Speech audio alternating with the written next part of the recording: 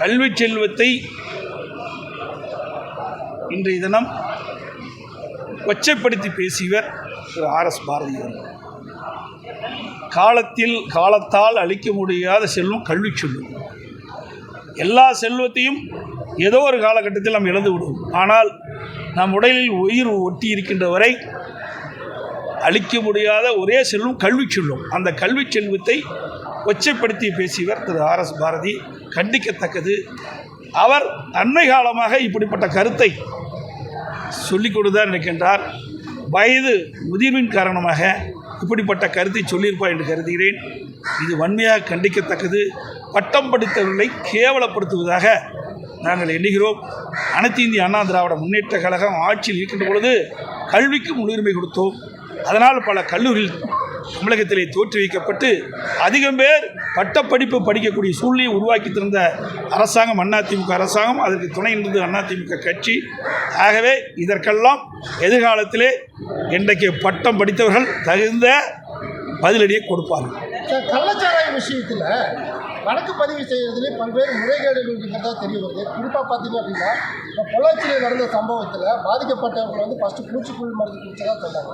ஆனால் அதே நேரத்தில் இந்த நம்ம ஆடியார் காவல் நிலையத்தில் கள்ளச்சாராயம் பயன்படுத்துகிறதா 20 மீது வழக்கு பதிவு செஞ்சுருக்காங்க. இந்த முறைகேட்டை எப்படி பார்க்குறீங்க சார்? இதெல்லாம் மறைக்கிறாங்க, திட்டமிட்டு மறைக்கிறாங்க. ஏன்னா கள்ளக்குறிச்சி கள்ளச்சாராய மரணத்திற்கு பிறகு பல்வேறு இடங்களில் இப்படிப்பட்ட சம்பவம் நடந்துக்கிட்டு தான் இருக்குது. இது ஆனமலையில் தானே பிடிச்சாங்க. இது ஆனமலையில் நடைபெற்ற சம்பவம். இங்கே மருத்துவமனையில் கூட எங்கள் சட்டமன்ற உறுப்பினரை பார்க்குறதுக்கு அனுமதிக்கலை. அந்த கள்ளச்சாராயம் பருகியவர்களை குடித்தவர்கள் பாதிக்கப்பட்டு மருத்துவமனையில் சிகிச்சை பெற்று வருகின்ற பொழுது அந்த சட்டமன்ற உறுப்பினர் என்ற முறையில் எங்களுடைய சட்டமன்ற உறுப்பினர்கள், இங்கே கோவை மாவட்டத்தை சேர்ந்த சட்டமன்ற உறுப்பினர்கள் அந்த பாதிக்கப்பட்டவர்களுக்கு ஆறுதல் சொல்ல வேண்டும் என்பதற்காக மருத்துவமனைக்கு சென்றார்கள். அவர்களை பார்ப்பதற்கு கூட அனுமதியை அளிக்கவில்லை.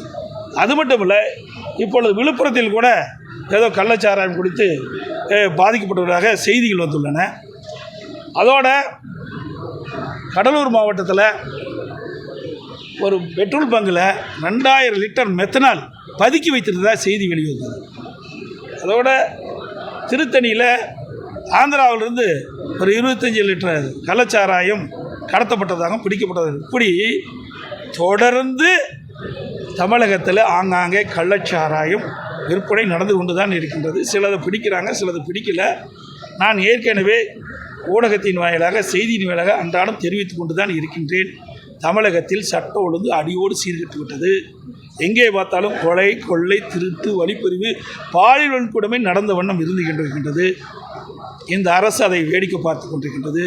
திறமையற்ற முதலமைச்சர், பொம்மை முதலமைச்சர் தமிழகத்தை ஆளுகின்ற காரணத்தினால்தான் இன்றைக்கு சட்ட ஒழுங்கு படுபாதாளத்தில் இன்றைக்கு சென்று விட்டது. கள்ளச்சாராயம், விஷச்சாராயம் எங்கே பார்த்தாலும் விற்பனை செய்யப்பட்டு அதனால் ஏழை மக்கள் கடுமையாக பாதிக்கப்படுகிறார் என்பதையெல்லாம் அடிக்கடி நான் சட்டமன்றத்திலும் சுட்டிக்காட்டினேன். இன்றைக்கு ஊடக நண்பர்களையும் பத்திரிகை நண்பர்களையும் சந்திக்கின்ற பொழுதும் இதை சுட்டிக்காட்டினேன். ஆனால் இதற்கு இந்த அரசு எவ்வித நடவடிக்கையும் எடுத்ததாக தெரியவில்லை.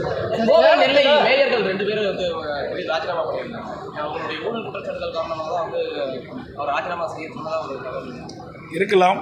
ஏன்னா அங்கே மட்டும் இல்லை, தமிழ்நாடு முழுவதும் இருக்கின்ற மேயர்கள், அந்த திமுக வைக்கின்ற உள்ளாட்சி அமைப்பு பிரதிகள் அவர் செய்கின்ற ஊழல் அளவே இல்லை.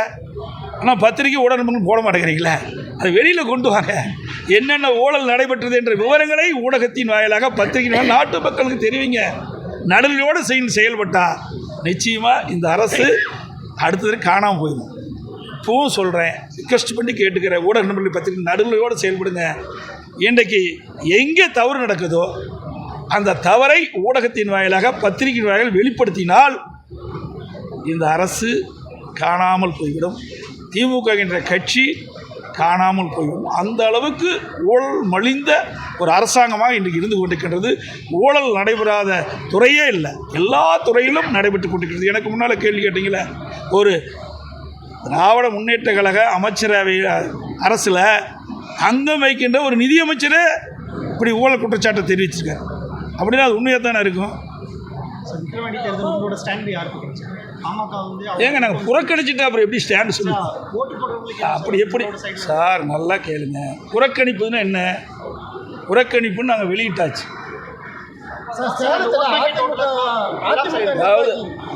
அதாவது தெளிவாக நான் சொல்கிறேன், அனைத்து இந்திய அண்ணா திராவிட முன்னேற்ற கழகம் போட்டியிடாத காரணம் தெளிவுபடுத்தி ஜனநாயக முறைப்படி அந்த தேர்தல் நடக்கும். இப்போ என்ன நடந்துகிட்டு இருக்குது ஊடகத்திலையும் பத்திரிகையும் காட்டுறீங்களா? பொருளை பிடிக்கிறாங்க, ரோட்டில் போடுறாங்க. ராம்ராஜ் சட்டை, இப்போ நாங்கள் போட்டுருக்க சட்டையில் விலை கம்மி. அந்த சட்டையெல்லாம் பார்த்தீங்கன்னா ஒரு சட்டை 2000 ரூபாய் 3000 ரூபாய்க்கு விற்குன்னு நினைக்கிறேன். வேஷ்டி, பட்டு புடவை இத்தனையும் கூட குவிக்கிறாங்க. 10 அமைச்சர்கள் விக்கிரவாண்டியிலே முகாமிட்டு வீதி வீதியாக போய் பணமுலைய வாக்காளருக்கு அப்படியே தாராளமாக இன்றைக்கி வாரி இறைக்கிறாங்க. தினந்தோறும் பிரியாணி போட்டுட்டு இருக்கிறாங்க. இப்படிப்பட்ட நிலையில் போய் ஜனநாயக முறை இப்படி தேர்தல் நடக்குமா? சொல்லுங்க பார்க்கலாம். ஜனநாயகமே திமுக ஜனநாயகத்தை படுகொலை செய்யுது. வாக்குப்பதிவு சதவீதம் எந்த அளவுக்கு இருக்கு? முடிஞ்ச பிறகு தான் சொல்ல முடியும். அதாவது வாக்கு சதவீதம் எப்படி இருக்கு என்பதை நம்ம சொல்ல முடியாது. ஏன்னா இது இடைத்தேர்தலில், இந்த இடைத்தேர்தலில் 10 அமைச்சர்கள் அங்கேயே முகாமிட்டு செய்கிறார்கள். அங்கே போட்டியிட கட்சிகள்லாம் அங்கங்கே முகாமிட்டு செய்கிறாங்க. அதில் எவ்வளோ வாக்கு சதவீதம்ன்றது தேர்தல் முடிஞ்ச பிறகு தான் தெரியும். இல்லை ஒன்றும் தெரியாது. ஆகவே நீங்கள் சிந்திச்சு பாருங்கள். அனைத்து இந்திய அண்ணா திராவிட முன்னேற்ற கழகம் தான் நாட்டு மக்களுக்கு நன்மை செய்கின்ற இயக்கம். மீண்டும் 2026 தமிழகத்தில் அனைத்து இந்திய அண்ணா திராவிட முன்னேற்ற கழகம் ஆட்சி அமைக்கும். பாதகம் செய்பவரை கண்டால் நாம் பயங்கொள்ளலாகாது பாப்பா, மோதி மிதித்து விடு பாப்பா, அவர் முகத்தில் உமிழ்ந்து விடு பாப்பா.